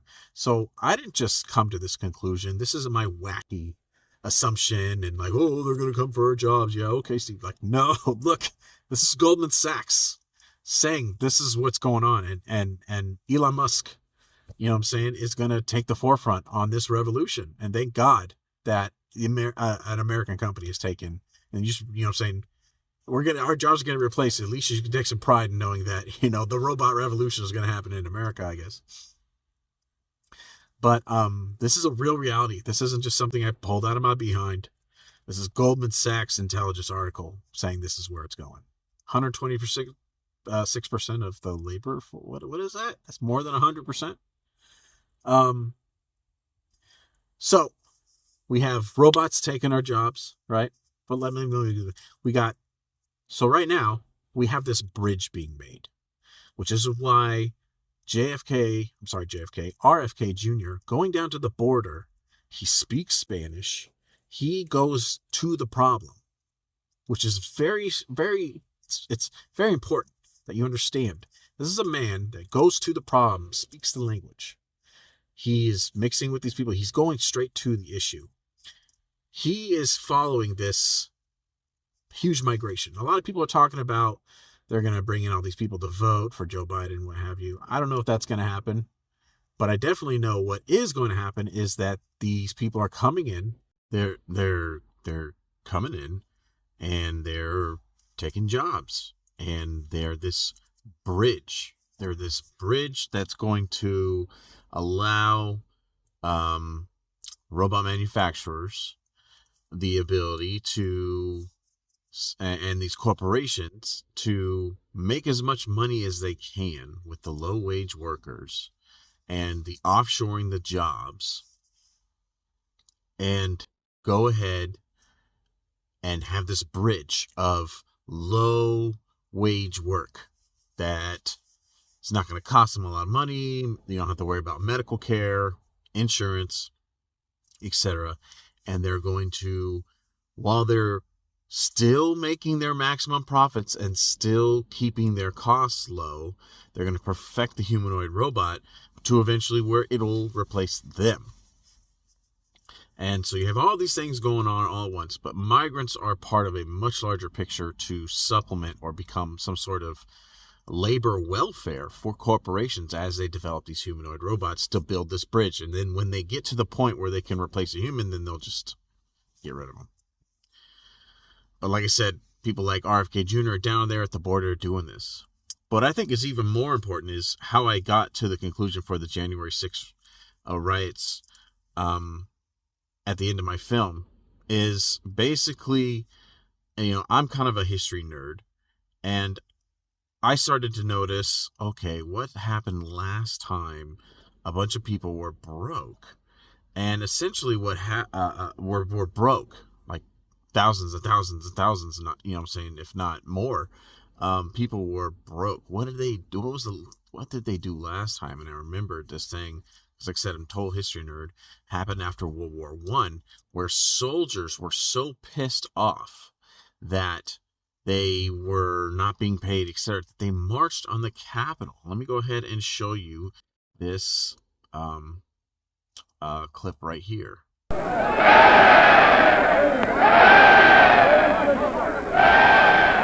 In 1932, Washington was under siege. The Capitol was surrounded by over 10,000 unemployed veterans of World War I from all over the country. Their only assets were the bonus certificates they'd been given after the war, which promised a cash bonus sometime in the future. They needed it now.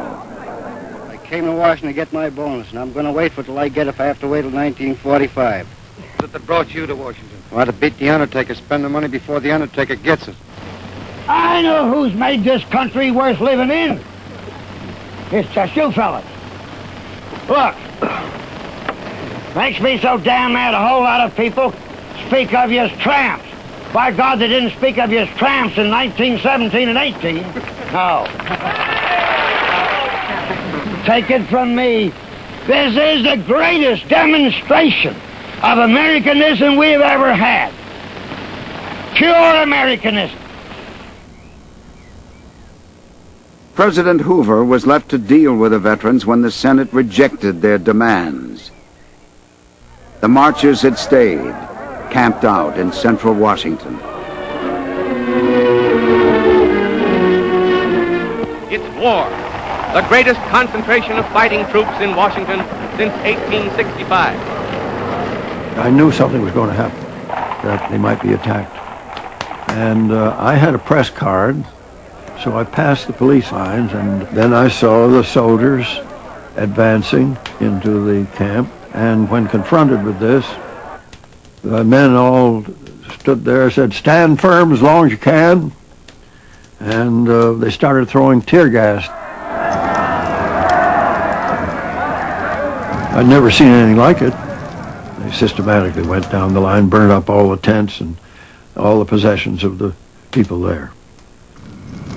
I was thinking of Herbert Hoover when this happened, because his election was in 3 months. I thought this would be the finish of Hoover. The orders of the president must be obeyed, and the roaring flames sound the death knell to the fantastic bonus army. In the shadow of the beautiful dome of the Capitol of the United States of America. The U.S. government, like I said, they don't not only look in the future for 100 years when they make their plans, they also look in the past at things that happened. And they know what happens to a bunch of people who can't get jobs, when the economy's gone to shit, their job is either being replaced by a migrant or a robot. The people in the service industry and the restaurant industry that got their jobs replaced by a robot are now competing for the jobs that don't exist, or barely exist in the construction industry, that are already being worked on to be replaced by humanoid robots and automation of even the skilled labor jobs as they're automating construction to just, like I said, they got that 100-house development. They're piloting these projects to come up with new systems to automate the building process, to cut out humans completely. And people are going to be mad. People will revolt. If the economy is gone to shit, we have the debt's going out of control, cost of living, people can't get jobs anymore, and these jobs are being replaced with white-collar jobs. Oh, we totally forgot about that. Well, people who are losing their white-collar jobs. There were, I believe, just yesterday, like, thousands of journalists were laid off. Where are they going to find another journalist job at? Where? If these major newspapers are laying them off en masse, where are they going to find these jobs? They're not. They're going to have to change. They're going to change careers. And by default, while they upskill, they're probably going to take a construction job, which are already being taken by migrant workers who are slowly going to be taken. You know what I'm saying? Like, even the skilled labor jobs we thought were safe are not going to be safe in the very near future. And what's going to happen is people are going to revolt. And so as I was doing my research and coming up with my conclusion, etc., I started to understand, like I showed in the movie, because this is a companion podcast, I'm just trying to enhance the information that's already in the film that's already been out. Basically, they hijacked the January 6th rally that was going to be a protest or what have you. That's why you have the cops saying, hey, come in. Because they're trying to bait these people into a situation so they could, like I explained in the film, do something called a deterrent example PSYOP. Where basically they bait people into a situation. I think Jimmy Dore had a great quote where and I put it in the film, I had to. You know what I'm saying? He's also another one of Mesh TV's trusted newsmakers. He says, all these right-wing gun nuts came to, take over the Capitol and they forgot their guns. How weird. And then, I show in the media where they have people like referring to 9/11 as, referring to January 6th as bad as 9/11. That they had major news executives come in and say, hey, we really need to tell a story about this. We need someone to tell a story.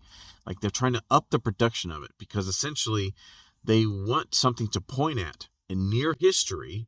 So when people get to the point where they do revolt like they did before, because our government remembers what happens when people can't lose their jobs and nobody has any work and people are broke, they're going to come here for us. So if they cauterize that event happening already in the future by setting up something that everyone remembers in near history of something you do not do, it's bad to storm the Capitol. Do you know what I'm saying? Then they have something to point to. It's a deterrent example PSYOP, which is why at the end of the film, I have that dog being shown doing deterrent training. Believe it or not, that's what that's called. Where you can train your dog, deterrent training, where you use a dummy example of things you don't want to do. So like I showed you with the ball and the dog's mouth. And then they use the model to show don't bite the ball, what have you, and then they show it to the dog, and the dog's like, I'm not trying to get hit. That's what's going on in our brain. Well, that's why they're making such a big production out of January 6th. It's a deterrent example PSYOP. Thinking already ahead of time of something they know will happen, because they don't want it to be like France, where they were chopping people's heads off with fucking guillotines, and they know they're going to be pissed. That's why you have all these politicians doing insider trading, people buying NVIDIA stock before it like skyrockets, etc. Like, they know it's going to happen. They're not trying to make it stop. They don't care because they already have a seat at the table. And they're just going to screw us, and they know we're going to come for them when they do. And when we finally realize we got fucked, we're going to come for them, but they want us to make sure that we remember, if we're pissed off, we don't go to the Capitol. It's bad to go to the Capitol. It's bad to go after, to be mad and demand that the people who are making these policies, that made these laws, and, you know what I'm saying, right next door to the intelligence agencies that are all in bed with these tech companies already. They already see where these things are going. They knew this was happening already. They use it as a deterrent example PSYOP ahead of time to train us like dogs, not to revolt when we finally realize we got fucked. And all these corporations and this neo-feudal model that we have, economic model that we have now, it's not post late stage capitalism, right? That's a fake term. It just means no longer capitalism. Like imitation crab. We're in this neo-feudalist society where these giant corporations are now building up their workforce. They're learning to automate all the skilled labor jobs. They're learning to automate home building, etc. All these things, so they can essentially fire humans. It is planned obsolescence. And people don't really understand what is on the verge, just over the bend, at the bend of 2030, etc. What's coming? And even there's few people talking about it and really understand what's happening. One of the few people, and I put it in when I put in the film where with Lex Friedman, where RFK Jr. was talking to Lex Friedman, he very much understands. Not only does this guy speak Spanish, he's down at the border talking to Mexicans, trying to help them out and really understand the problem. This guy's on Lex Friedman talking about AI and what's really going to happen. These people are going to come for our jobs, etc. Like, this candidate it seems like he really understands what's coming over the horizon. He's a super informed guy. Like I said, that's why I kind of like added his commentary into this film, because this guy really understands what's right over the horizon. And with this deterrent example PSYOP, our government knows ahead of time what we're going to do, and they want to create a scenario where they've absolutely turned January 6th into this production to like spank us mentally. Now remember, don't come to the Capitol when you realize you got fucked and there is no more jobs. Don't come to us. That, I'm saying, that's a bad dog. Bad dog. Good dogs don't do that. You stay home and you stay broke. And, they just hijacked January 6th for that reason. That's why you see the cops saying, come in. They're baiting us. They're baiting us into a scenario so then they can point back at us and say, see, don't do this. You don't do this. People are not even understanding what the much larger plan is and what's over the horizon. And there are very few people who really get it, especially people vying for the job of president, who really understand what's over the horizon, is already prepared, and truly understands what's happening. Anyways, that's my synopsis for the first episode. There'll be many more. This is the first one I wanted to, go ahead and go after AI in this first episode of the film. But I hope this companion podcast helped enhance some of the data, enhance some of the themes and ideas gone over in the film. And as always, I hope this message finds you as I broadcast from San Diego, from deep inside the filter bubble. Free Assange and free Snowden. Get the fuck out of here.